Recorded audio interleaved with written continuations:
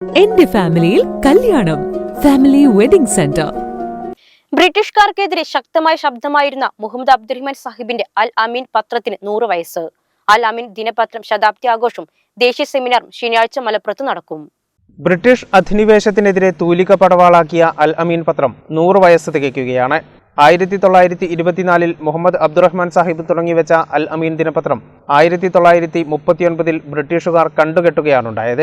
വെറും 15 വർഷം കൊണ്ട് തന്നെ ബ്രിട്ടീഷുകാരുടെ കണ്ണിലെ കരടായിരുന്നു അൽ അമീൻ പത്രം. അൽ അമീൻ ദിനപത്രം ശതാബ്ദി ആഘോഷവും ദേശീയ സെമിനാറും ശനിയാഴ്ച മലപ്പുറം വ്യാപാര ഭവനിൽ നടക്കുമെന്ന് ഭാരവാഹികൾ മലപ്പുറത്ത് വാർത്താസമ്മേളനത്തിൽ അറിയിച്ചു. അപ്പോൾ അതിൻ്റെ 1924 തുടങ്ങിയതിൻ്റെ ശതാബ്ദി വർഷമാണ് 2024. അപ്പോൾ അതുമായി ബന്ധപ്പെട്ട ശതാബ്ദി ആഘോഷം സംഘടിപ്പിക്കാനാണ് ഞങ്ങൾ ഇത് കമ്മിറ്റി രൂപീകരിച്ചത്. അതിൻ്റെ ഭാഗമായിട്ട് ഞങ്ങളൊരു ദേശീയ സെമിനാർ മലപ്പുറത്ത് ഫെബ്രുവരി 3-ാം തീയതി ശനിയാഴ്ച മറ്റന്നാൾ സംഘടിപ്പിച്ചിട്ടുണ്ട്. ദിനപത്രത്തിന്റെ 100-ാം വാർഷികത്തോടനുബന്ധിച്ചാണ് സെമിനാർ സംഘടിപ്പിക്കുന്നത്.